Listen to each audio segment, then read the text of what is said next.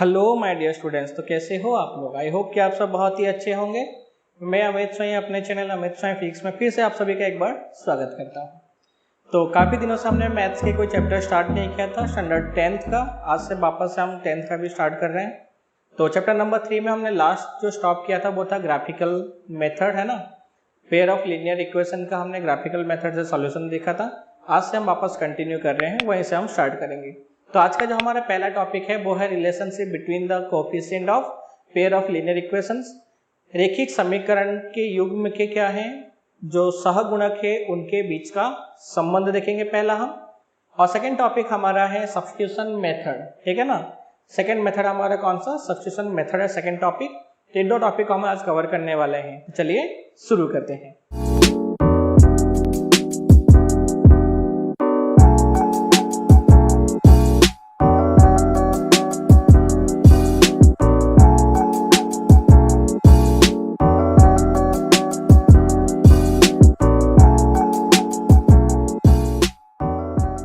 Okay, तो आपको यहाँ पे ब्लैक बोर्ड में कुछ क्वेश्चंस दिख रहे हैं जो हमने पहले से लिख के रखा है और हमें रिलेशन फाइंड करना है ये, और हमें कंपेयर करना है कि इससे क्या होगा।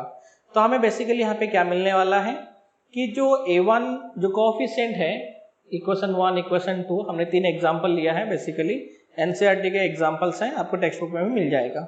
तो देखो, तो सबसे पहले हम लिख लेते हैं कि यहाँ पे A1 कितना है, वो है 1। ये हमारा इक्वेशन 1 है। इक्वेशन 2, तो इक्वेशन 1 में कोएफिशिएंट हो गया A1, A2, नेक्स्ट है B1, B1 कितना है -2, C1 कितना है तो यहाँ पे है 0। यहाँ कितना है तो वो है A2 कितना है, सेकेंड इक्वेशन के लिए हमने ले लिया A2, वो है 3, B2 वो है 4 और C2 कितना है तो वो है -20, ठीक है। फर्स्ट इक्वेशन पहले हम देखते हैं A1/A2, बहुत सिंपल सा है। याद रखना इससे क्या होगा ना, जो शॉर्ट क्वेश्चंस हैं या फिर जो ग्राफिकली जो हम सॉल्यूशन करते हैं ऐसे कंडीशन में, या इक्वेशन को जब हमें सॉल्यूशन करना है तो हम वहां से पता लगा सकते हैं कि आंसर किस टाइप का आएगा, या फिर शॉर्ट क्वेश्चन जो आएगा 1 मार्क्स का वहां पे हम क्लियरली बता सकते हैं, वो इसी का ही यूज करना पड़ेगा वहां पे। तो इसीलिए याद रखना रिलेशनशिप आपको याद रखना है शॉर्ट क्वेश्चन के लिए फर्स्ट। और सेकंड क्या है कि आपको लॉन्ग क्वेश्चन भी जब आप सॉल्व कर रहे हो तो आप इससे पता लगा सकते हो जो सॉल्यूशन हो रहा है वो करेक्ट है या नहीं है। तो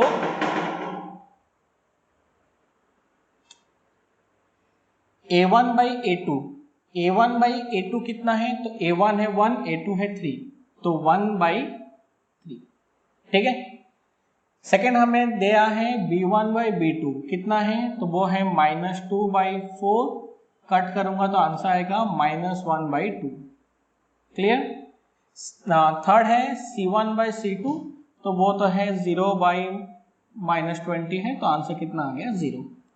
यानी हमें क्या मिल रहा है A1/A2 is not equal to B1/B2 is not equal to C1/C2, ये मिल रहा है हमें यहाँ पे कोई भी टर्म क्या होगा इक्वल नहीं मिल रहा है। तो याद रखना जब कोई भी टर्म इक्वल नहीं होगा ऐसे कंडीशन में, और ये होना जरूरी है, अगर ऐसा है तो हमें वहां पे क्या मिलेगा, हमें यहाँ पे मिलेगा इंटरसेक्ट एट 1 पॉइंट। याद रखना क्योंकि लिनियर है, स्ट्रेट लाइन मिलेगा ग्राफ में, तो ये दोनों लाइन क्या होंगे किसी एक पॉइंट पे एक दूसरे को इंटरसेक्ट करेंगे, और वो एक ही सॉल्यूशन, यानी जो सिंगल यूनिक सॉल्यूशन होगा, एक सिंगल सॉल्यूशन जो होगा वही क्या है इसका हल है, सॉल्यूशन है। यानी कितना होगा, और नेक्स्ट है 1 सॉल्यूशन। कैसा होगा वो, यूनिक होगा, ठीक है ना। एक यूनिक 1 सॉल्यूशन है, यानी सिंगल सॉल्यूशन मिलेगा, इसके अलावा सेकंड सॉल्यूशन नहीं होगा। समझ में आ गया। सेकंड तो याद रखना है फर्स्ट हमारा क्या है, फर्स्ट है कि अगर आपके A1/A2 is not equal to B1/B2, C1/C2 ऐसे कोई जरूरत ही नहीं है, आप खाली इसको भी ले सकते हो, ठीक है।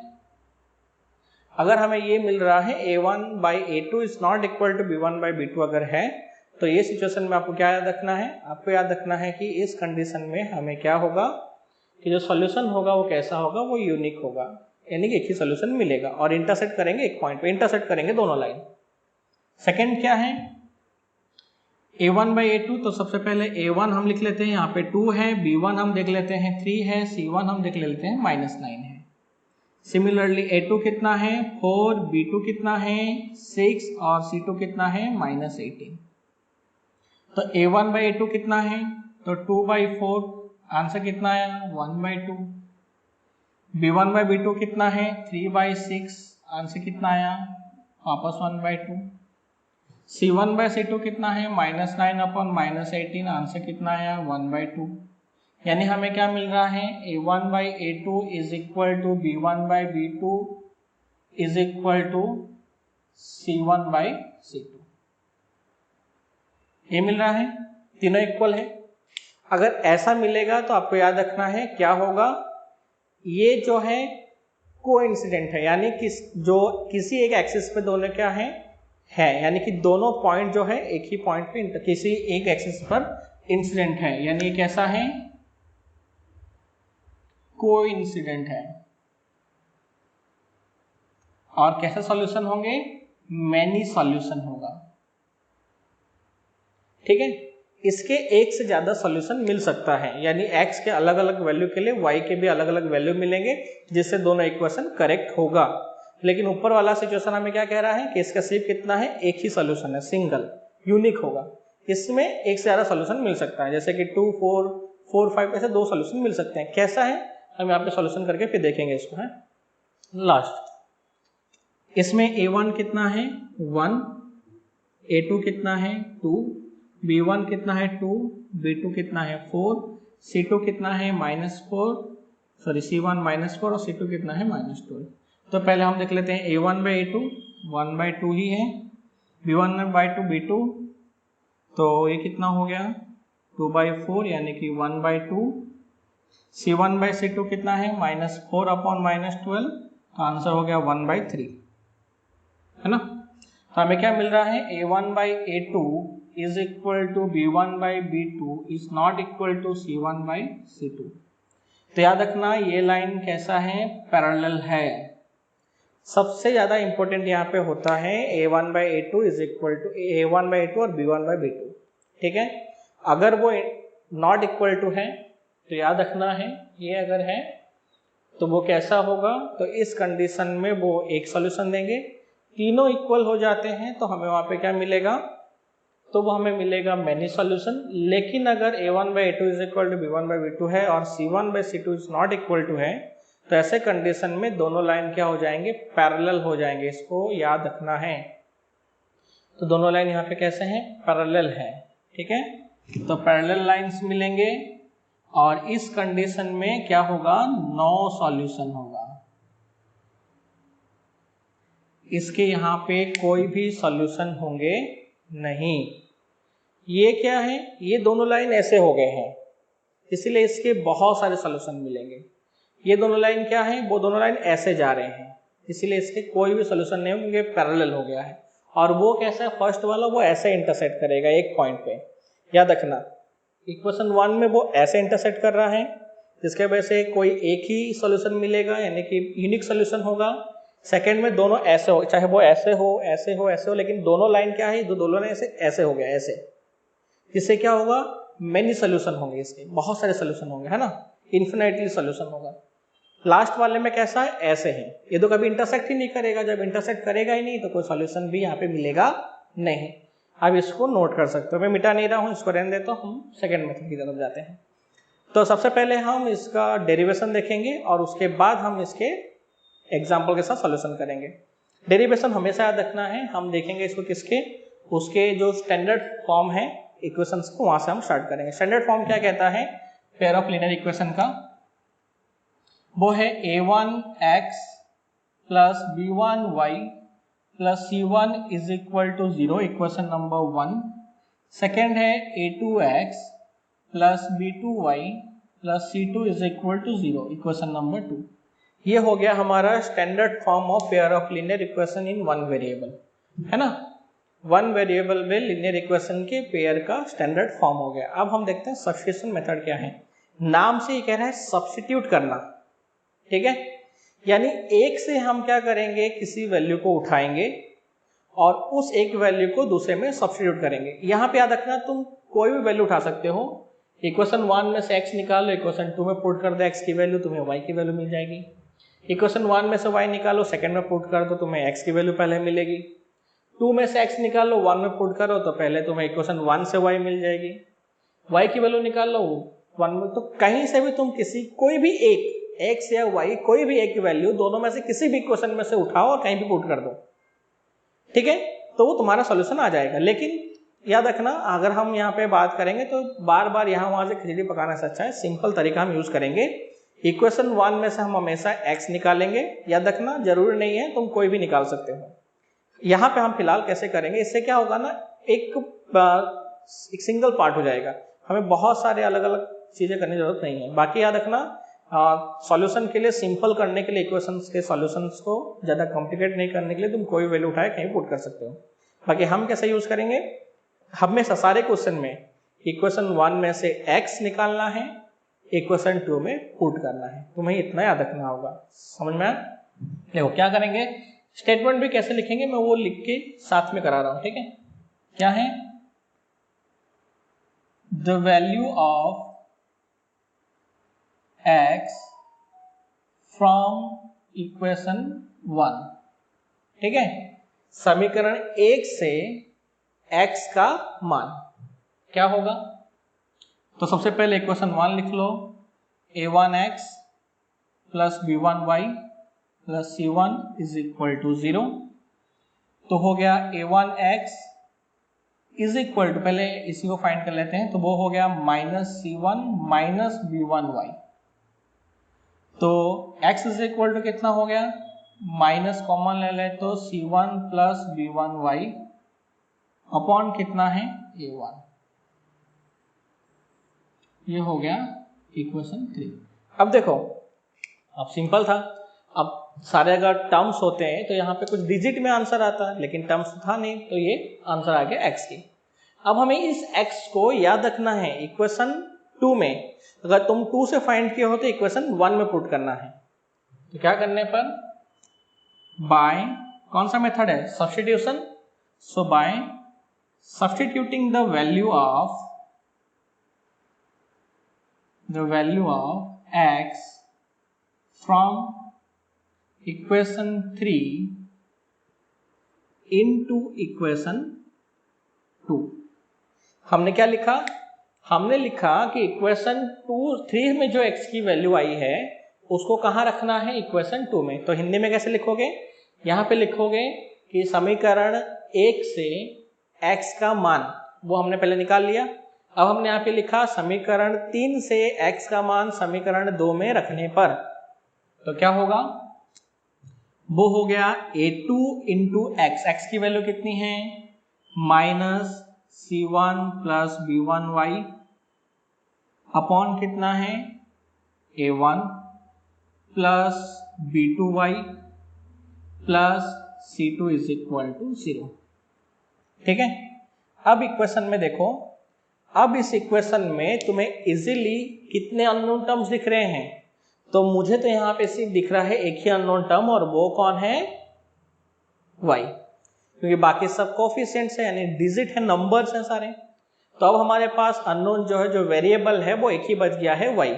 इक्वेशन को तुम आराम से सॉल्व करो और सॉल्व करके y की वैल्यू फाइंड करो, और y की वैल्यू फाइंड करके कहाँ पुट कर दो, इक्वेशन 3 में, ठीक है। ये हो गया डेरिवेटिव। अब हम इसको एग्जाम्पल में सॉल्व करते हैं। आपको समझ में आ गया मेथड क्या करना है, इक्वेशन 1 में से x फाइंड करेंगे, उसकी वैल्यू को इक्वेशन 2 में पुट करेंगे, 2 में से y फाइंड करेंगे, वापस 1 में पुट करो या फिर तो 3 में पुट कर दो, क्या कि यहाँ पर हमने सॉल्व करके रखा है, और तुम्हें क्या मिल जाएगा x। इस तरह से तुम्हें x और y की वैल्यू मिल जाएगी। तो हम एक एग्जाम्पल से देखते हैं, ठीक है ना, इसी को हम सॉल्व कर लेते हैं, क्योंकि हमारे पास देखते हैं कौन सोल्यूशन होगा कौन सा नहीं होगा, तो हम यहाँ पे ही सॉल्व कर लेते हैं।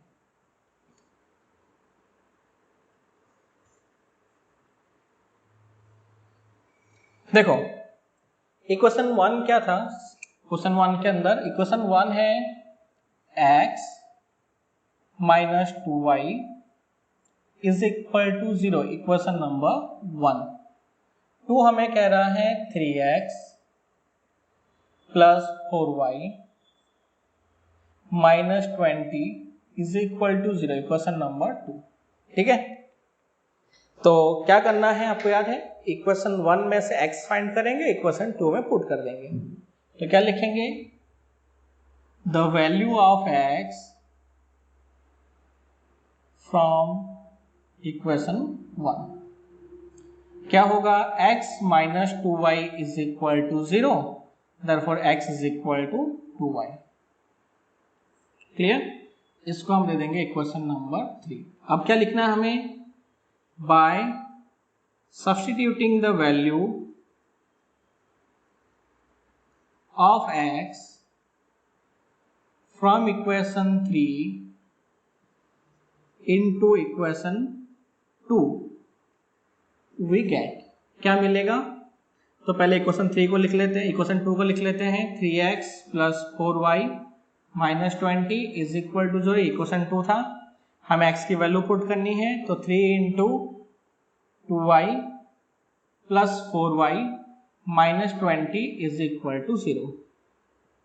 तो क्या हो गया, 3 2 जा 6y plus 4y minus 20 is equal to 0।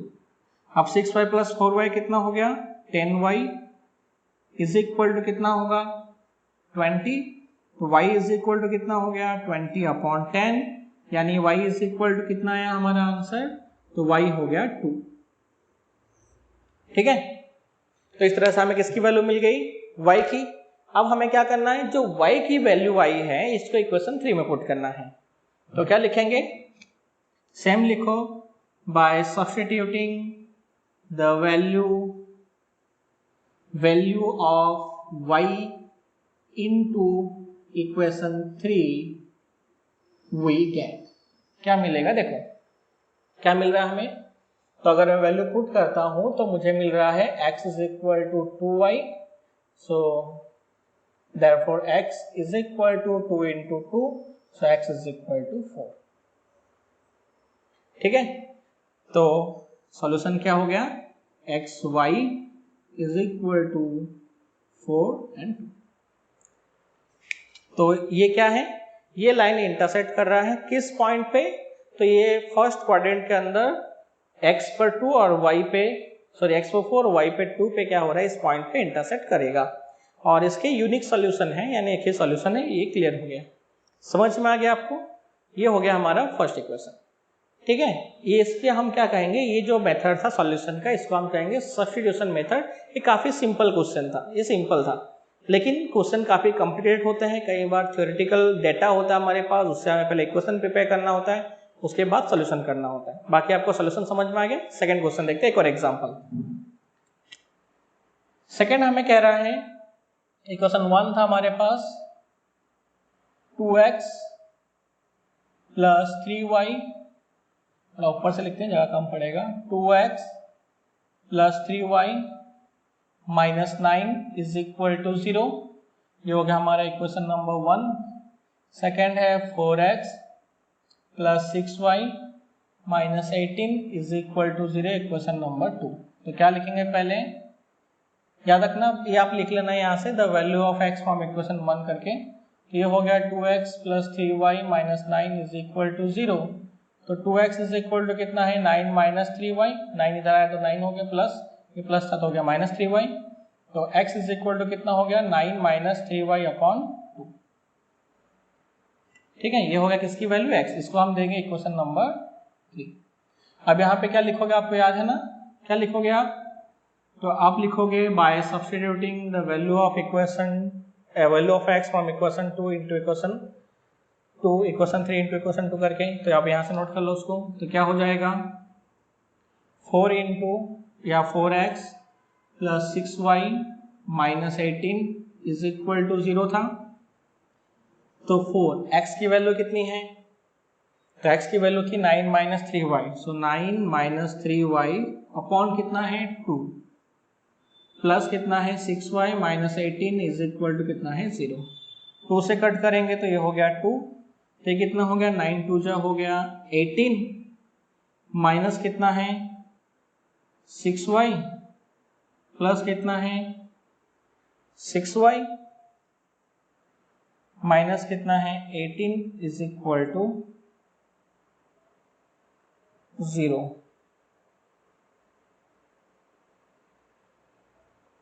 तो नेक्स्ट कितना हो गया, अब देखो यहाँ पे आपको सॉल्यूशन में दिख रहा होगा हमारे पास क्या आ रहा है, ये पूरा माइनस हो गया और 0 आ गया है ना। इसको पुट करूंगा तो भी वहीं पे वही होने वाला है। अगर मैं आपको जो एक्स वाई की वैल्यू ही नहीं आए ना, एक्स की वैल्यू भी कुछ आएगी नहीं, इसी तरह से वाई की पुट करोगे तो क्यों ऐसा हुआ। मैंने क्या कहा, ये जो दोनों लाइन है ना वो ऐसे है, इनका एक ही है, एक ही लाइन है, वो सिंगल है। वो कैसे है, वो कोइंसिडेंस यानी कि एक दूसरे के ऊपर है, अध्यारोपित है, सिंगल लाइन है, यानी इनके इन्फिनिटली मेनी सॉल्यूशन है। तो यहाँ पे कुछ भी पुट करोगे आंसर 0 ही आ जाएगा, दोनों इक्वेशन को सॉल्व करोगे तो इसी को हम कहते हैं क्या, इन्फिनिटली मेनी सॉल्यूशन। समझ में है ना, यानी अनंत, एक से अधिक अनंत सॉल्यूशन, हल। क्लियर हो गया, यानी इसका हम आगे सॉल्यूशन करने की जरूरत नहीं है क्योंकि इसका नहीं होगा। तो अब इस तरह से जो मैंने कहा था कि आपको किस तरह से चेक करोगे, वेरीफाई करोगे, तो आप ऐसे वेरीफाई कर सकते हो कि इसके सॉल्यूशंस कितने होंगे, यानी इसका आगे क्वेश्चन को सॉल्व करना चाहिए कि नहीं करना चाहिए। तो यहाँ पे हमें सब्स्टिट्यूशन मेथड की जरूरत नहीं पड़ेगी क्योंकि हमें क्लियरली दिख रहा है कि इसके मेनी सॉल्यूशंस हैं। तो ऐसे कंडीशन में हमें इक्वेशन कुछ ऐसा मिलेगा। अब हम आते हैं फाइनल क्वेश्चन की तरफ, ठीक है। तो फाइनल तो सॉल्यूशन है ही नहीं, पैरेलल है। तो आई होप कि आपको ये पूरा कंप्लीट समझ में आ गया होगा। तो ये हमारा था टॉपिक कौन सा, कि relationship between the coefficient of pair of linear equation in one variable, और second the substitution method for the pair of linear equation in one variable. दोनों ही टॉपिक आपको क्लियरली समझ में आ गया। तो सब्स्टिट्यूशन मेथड के बाद हमारा सेकंड मेथड कौन सा है, वो है एलिमिनेशन मेथड और अलजेब्रिक मल्टीप्लिकेशन। लेकिन उसके पहले हम सब्स्टिट्यूशन मेथड के बेसिस पे हम सॉल्व करने वाले हैं एक्सरसाइज 2.3। तो एक्सरसाइज 2.1 और 3.1 और 3.2 इसलिए मैं नहीं करने वाला हूँ क्योंकि याद रखना वो हमने पीछे देखा था, एक एक्सरसाइज के क्वेश्चन को मैंने 4-5 कराया था जिसपे हमारे पास डेटा है और डेटा के बेसिस पर हमें इक्वेशन को ड्रॉ करना है। उसके बाद का जो है वो इसके बेसिस पे है और ग्राफिकल मेथड है, उसके लिए भी तुम्हें मैंने सॉल्यूशन कराया था और मैंने तुम्हें पीपीटी के बेसिस पे भी समझाया था। तो आप वो 2 प्रैक्टिस कर लीजिएगा और हम स्टार्ट करेंगे एक्सरसाइज का सॉल्यूशन जैसे हम लास्ट चैप्टर में भी किया था, वो हम सॉल्व करने वाले हैं 3.3 से, एक्सरसाइज 3.3, ठीक है। बाकी इसको आपको नोट करना है तो नोट कर लीजिए। बाकी इसमें बहुत ही टफ क्वेश्चन आते हैं, याद रखना मैंने ये सिर्फ जानने के लिए सिंपल कराया था। अब जो हम नेक्स्ट करने वाले हैं आपको सॉल्यूशन समझ में आ जाएगा, तो जल्दी से इसे नोट करो। बाकी कंटिन्यू वीडियो आना शुरू हो गया है, साइंस के वीडियो आपने नहीं देखा है तो आप उसको भी जाके देखिए।